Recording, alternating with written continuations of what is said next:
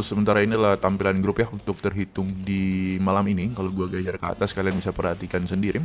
Di sini untuk traffic dari Bill pagi hingga pagi ada. Jadi buat kalian yang kebetulan sedang menonton video ini dan ingin bergabung mencari tempat untuk referensi parley atau single bet, kalian bisa langsung aja join ke grup ini ya. Untuk joinnya kalian bisa langsung klik link yang ada di kolom komentar dan nanti akan otomatis langsung nyambung ke WA gua. Oke, sekarang kita masuk ke segmen tips dan referensi. Kita buka di partai pertama yakni partai antara timnas Australia melawan timnas Lebanon untuk One Next 2 saat ini seperti kita perhatikan. Keduanya semakin naik ya, baik itu untuk tuan rumah atau draw dan tim tamu. Untuk performa kita bisa lihat juga, sini Australia harusnya lebih bagus dibandingkan Lebanon. Kita lihat sejenak untuk di 5 match terakhir kedua tim di sini tidak begitu baik dari pihak tamu.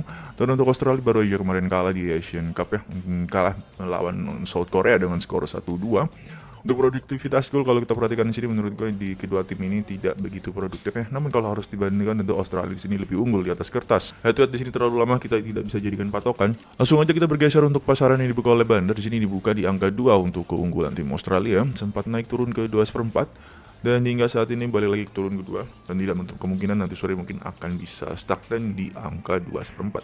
Over under yang sudah oleh Pantai sini dibuka di 3 melejit ke 3/4. Namun di sini kembali lagi ke angka 3 dan kalau kita perhatikan di sini oddsnya pun semakin nyaman di angka over 3-nya.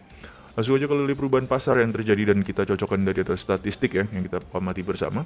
Dari beberapa macam faktor gue bisa sarankan kalian untuk ambil over 3 sebagai tips di over undernya. Dan kalau untuk HDP kita bisa ambil tips Lebanon untuk menahan 2/4. Menurut gue di sini pertandingan bisa lebih tercipta dari 3 gol.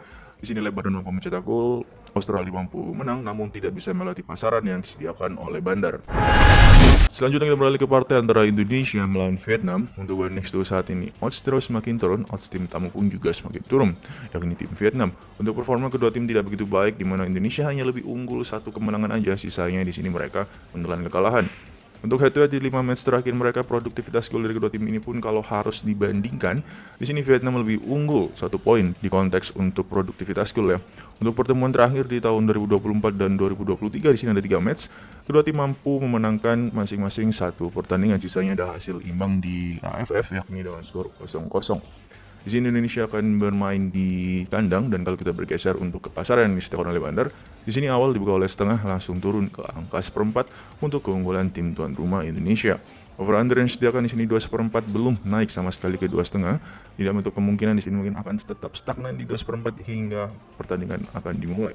Langsung aja berdasarkan dari perubahan pasaran yang terjadi di Asia Handicap dan di over undernya. Kalau kita cocokkan dari data statistik, gue bisa sarankan kalian untuk bermain di under 2,5 untuk tips di over undernya dan kita bisa ambil untuk memberikan 1/4 di Indonesia. Menurut gue sini pertandingan tidak akan bisa lebih dari 2 gol yang tercipta dan di sini mungkin Indonesia mampu keluar sebagai menang dengan skor secara clean sheet. Selanjutnya kita beralih ke partai antara timnas Jepang melawan timnas North Korea. Untuk One Next 2 saat ini selisih begitu jauh di mana hampir ada 25 poin untuk keunggulan tim tuan rumah Jepang.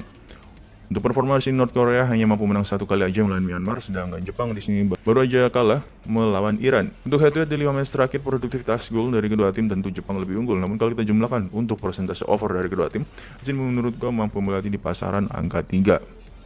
Untuk head to head di sini terlalu jauh, kita tidak bisa jadikan patokan untuk match nanti malam. Langsung aja bergeser ke pasaran yang disediakan oleh Bandar. Sini bukan di 2,5, sempat naik turun ke 2/4. Namun ketika gua bikin video di sini naik ke angka 2/3/4.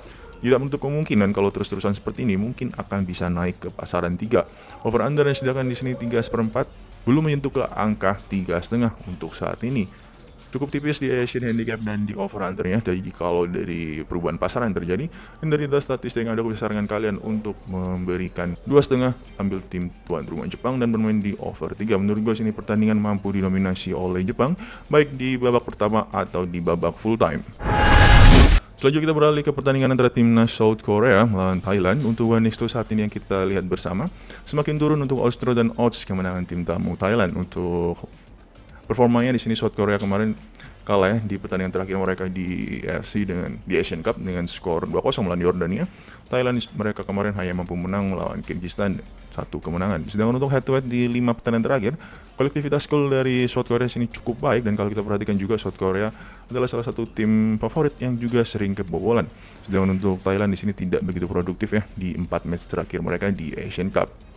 Untuk head to head di sini terlalu jauh, kita tidak bisa jadikan patokan untuk match nanti malam. Langsung aja kita bergeser di sebelah kanan ini.